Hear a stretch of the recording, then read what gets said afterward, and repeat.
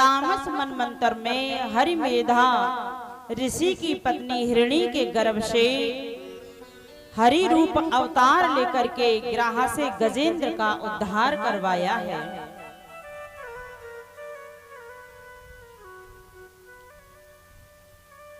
और कहा कि आसीद गिरवरो राजन त्रकूटायति विश्रुतः क्षीरो देहनावृतम् श्रीमान्यो जनयति वृक्षितः। कहा आसीद गिरवरो राजन त्रकूट इति विश्रुता। एक त्रकूट नाम का यानी 3 शिखर का बड़ा सा पर्वत है, 3 कूट वाला पर्वत, और उसी की तलेटी में एक सुंदर सा सरोवर है। उस सरोवर में सभी जंगल के जीव जंतु आते थे जल पीने के लिए, नहाने के लिए। उसी जंगल में गजराज रहता था, जो कैसा है गजराज यानी सभी, गज माने हाथी, सभी हाथियों का राजा गजराज वो रहता था। और वो एक दिन कहने लगा अपनी पत्नी और बच्चों से, बोले आज मेरा मन कर रहा है कि किसी सरोवर में चलते हैं स्नान करने के लिए। गजराज को इतना अहंकार था कि मैं इतना बलशाली हूँ। जब गजराज निकलता था तो छोटे मोटे जीव जंतु सभी हाथ जोड़ करके खड़े हो जाते और कहते भैया किसी प्रकार की कोई कमी हो तो मुझे बताना, मैं उनकी पूर्ति करूंगा। किसी प्रकार की कोई कमी हो तो मैं बताऊं, मुझे बताओ, मैं उनकी पूर्ति करूंगा। बोले ठीक है। जब गजराज निकलता तो हाथ जोड़ करके जीव जंतु अन्य खड़े हो जाते थे। तो अपनी शक्ति की, अपनी ताकत का इतना अहंकार था गजराज को। एक दिन क्या किया गजराज ने कि मैं अपनी पत्नी और बच्चों को सबको साथ में लेकर के स्नान करने के लिए जाऊं, क्योंकि हाथियों को शौक होता है जल में स्नान करने का। कभी कभी हम लोग भी तो सोचते हैं कि फुल फैमिली के हम भी जाएंगे, कभी गंगा स्नान करने के लिए, कभी बद्रीनाथ, कभी गोवर्धन दर्शन करने के लिए, यात्रा करने के लिए पूरी फैमिली के साथ जाएंगे, अच्छा लगेगा।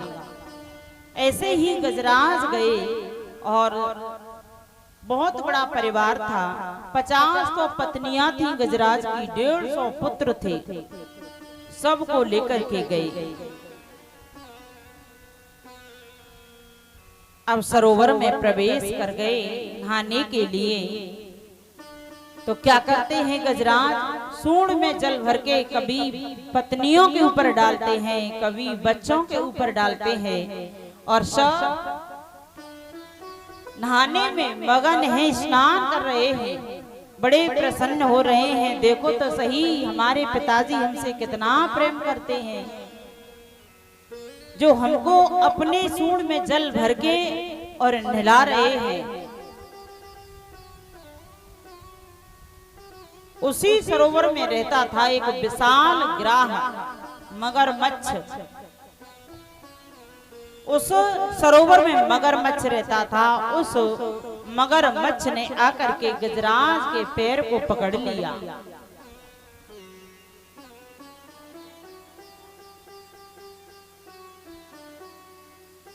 पैर को पकड़ लिया। अब तो गजराज ने सोचा कि कोई छोटा मोटा जीव जंतु होगा और उसने मुझे पकड़ लिया है, अभी पता चलेगा तो वो माफी मांगेगा मेरे से। माफी मांगने के लिए आएगा, लेकिन माफी तो जब मांगे जब कोई छोटा मोटा जीव जंतु हो, क्योंकि जो हाथी है ना वो कौन है, वो थल का जीव है, और जो मगरमच्छ है वो जल का जीव है। तो जल में उसकी शक्ति अधिक है और गजराज की शक्ति जल में कम है, क्योंकि वो थल का जीव है। गजराज तो एकदम कमजोर सा होने लगा, क्योंकि रक्त का शोषण करने लगा। जो मगरमच्छ है वो रक्त का शोषण कर रहा है, रक्त को पीता जा रहा है। तो गजराज कमजोर सा होने लगा और कहा, बोले अब तो मुझे निकलना होगा, मुझे लग रहा है कि मेरा शरीर कमजोर सा हो रहा है। पहले तो खुद के बल का प्रयोग किया कि मैं निकलने का प्रयास किया, मैं निकलूं और फिर जो कोई जीव होगा वो शायद बाहर आ जाएगा तो माफी मांगेगा। लेकिन गजराज ने खूब ताकत लगाई, तिल भर भी नहीं हिले। उसके पश्चात में अपनी पत्नियों से कहा, अरे सुनती हो देवी, मुझे थोड़ा बाहर निकालो, मैं निकलने का प्रयास कर रहा हूं लेकिन निकल नहीं पा रहा। गजराज प्रयास कर रहा लेकिन नहीं निकल पाया। अपने बच्चों से कहा, बोले मुझे बाहर निकालो। बच्चों ने भी प्रयास किया, सूंड से सूंड लगा करके खींचना आरंभ किया, लेकिन गजराज को नहीं खींच पाए। अब तो कई दिन हो गए खींचते खींचते, लेकिन गजराज को नहीं निकाल सके। अब बच्चों ने कहा, बोले पिताजी हमारे बस की बात नहीं है, कई दिन हो गए आप तो निकलने का नाम ही नहीं ले रहे। एक दिन 2 दिन हो गए, अब हम भूखे प्यासे यहीं आपके पास ही खड़े रहेंगे क्या? गजराज ने कहा, बोले बेटा अब विपत्ति के समय मुझे अकेला छोड़कर जा रहे हैं, मैंने अपना पूरा जीवन तुम्हारे लिए लगा दिया, मैंने कितना कमाया और तुम्हारे लिए सब खर्च कर दिया, लेकिन अब विपत्ति का समय आया तो मुझे अकेला छोड़ करके चल दिए। बोले क्या करें पिताजी, आप तो निकलने का नाम ही नहीं ले रहे। पुत्रों ने भी अपनी अपनी सूंड को हटाया और वो मुंह मोड़ करके वहां से वापस चल दिए। पत्नियों ने कुछ समय तक प्रयास किया निकालने का, लेकिन पत्नियों ने भी नहीं निकाल पाया गजराज को। अब पत्नियों ने भी कह दिया, उन्होंने भी हार मान ली। बोले आप तो निकलने का नाम ही नहीं ले रहे हैं, कहां तक आपसे प्रयास करते रहे, कहां तक हम खींचते रहे, आप निकल ही नहीं रहे हैं। बोले देवी मैं अपने आप थोड़ी खड़ा हूं, मैं तो निकलने के लिए तैयार हूं, लेकिन मुझे आप पकड़ के निकालो तो सही। तो कहा, बोले क्या करे स्वामी, कई दिन तो हो गए आप निकल नहीं रहे हैं। गजराज का भी समय विपत्ति का आया तो पत्नियों ने सब छोड़ करके चल दिए। अब गजराज अकेला रह गया। अब सोच रहा है कि अब मैं क्या करूं, मैंने तुम्हारे लिए कितना कमाया और सब लगा दिया, लेकिन ये सब दिखावटी था। अब मुझे वास्तविकता का पता चला कि कोई किसी का नहीं होता है। देखो तो सही, जब विपत्ति का समय आया तो सब मुझे छोड़ करके चले गए। नहीं तो क्या कहती थी पत्नियां, वैसे ही झूठा आश्वासन, छोड़ेंगे ना हम तेरा साथ, वो साथी मरते दम तक। मर जाएंगे लेकिन साथ नहीं छोड़ेंगे। और ये क्या था? आश्वासन झूठा।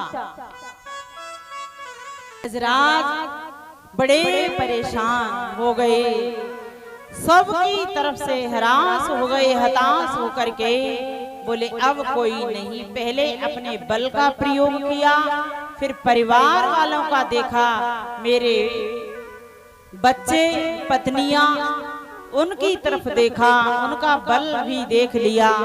फिर उसके पश्चात में किसको देखा? जब कोई काम नहीं आया तो फिर गोविंद को पुकारा। बोले अब कोई साथ देने वाला नहीं है, अब तो परमात्मा ही हमारा एक सहायक है, बाकी का कोई सहारा हमारा नहीं है। जब सब जगह से आशा टूट जाती है तब परमात्मा को पुकारता है जीव। पहले तो सबको देखता है, और जब पहले ही परमात्मा की तरफ चलने लग जाए तो परमात्मा भी खुश होता है कि चलो इसने मुझे शुरू से अपना लिया, अच्छा है। लेकिन भैया भगवान का नाम उसी के मुख से आता है जिसको जन्म जन्मांतर का अभ्यास बना हुआ है,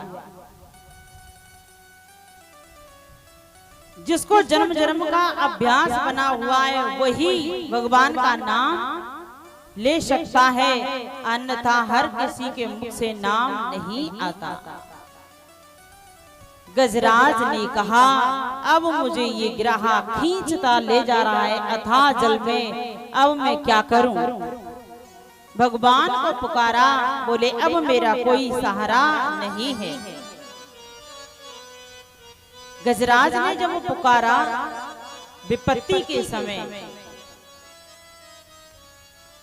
किसी का नाम लेकर के नहीं पुकारा कि भगवान नारायण आ जाओ, कि भगवान कृष्ण आ जाओ, कि भगवान भोले बाबा आ जाओ, किसी का नाम नहीं लिया। जो परमात्मा सब जगह व्यापक है, ऐसी कोई जगह नहीं है जहां व्यापक नहीं है। वह परमात्मा मेरी रक्षा करे, सब तैयार।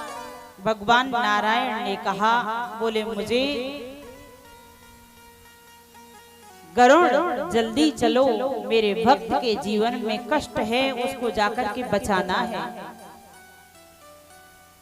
अब गरुड़ ने कहा, बोले मेरे बिना भगवान का भी काम नहीं चलता, मेरे बिना तो भगवान का भी काम नहीं चलता है।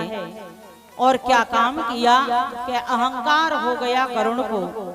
भगवान ने सोचा गजराज को जाकर के बाद में बचाऊंगा, पहले गरुड़ को बचाना है, क्योंकि गरुड़ को अहंकार रूपी ग्रह ने ग्रस लिया है। तो इनके अहंकार रूपी ग्रह से गरुड़ को मुक्त करना है। भगवान नारायण ने एक उंगली लेकर के अपने हाथ की और गरुड़ की पीठ पर रख दिया और कहा अब गरुड़ उड़ो। गरुड़ ने कहा प्रभु ये भी कोई बात है, सही से बैठ जाओ तब सही से उड़ूंगा। बोले नहीं नहीं गरुड़, तुम ये सोचते हो ना कि मैं भगवान को लेकर के उड़ता रहता हूँ और मेरे बिना भगवान का भी काम नहीं चलता, तो मेरी उंगली को उड़ा करके दिखा दो। गरुड़ ने पंख फुलाना प्रारंभ किया, पसीना पसीना हो गया गरुड़, लेकिन उंगली को लेकर के उड़ नहीं सका। उंगली को लेकर के नहीं उड़ा। तब कहा बोले प्रभु मेरे से बहुत बड़ी गलती हो गई, मेरे से बहुत बड़ा अपराध हो गया। फिर गरुड़ ने क्षमा याचना की है। बोले तुम क्या सोचते हो कि मुझे लेकर उड़ते हो? मैं तुम्हें अपने पैरों में दबा करके उड़ता हूं। उसके पश्चात में गरुड़ की पीठ पर भगवान नारायण सवार हुए और गजराज के पास आए हैं। कितनी शीघ्रता से आए कि हाथी को धायो प्रभु, गज को देखे उदास, हाउ चर्यो निज धाम में, थी हाथी के पास। इतनी शीघ्रता से आए कि हा का उच्चारण किया गजराज ने। कहा हा का उच्चारण किया भगवान नारायण ने बैकुंठ लोक में। हाथी को धायो प्रभु, गज को देखो उदास, और हाउ चर्यो निज धाम में, थी हाथी के पास। हा का उच्चारण किया कहा? बैकुंठ धाम में, और थी कहा? गजराज के पास में। इतनी शीघ्रता से प्रभु आए हैं।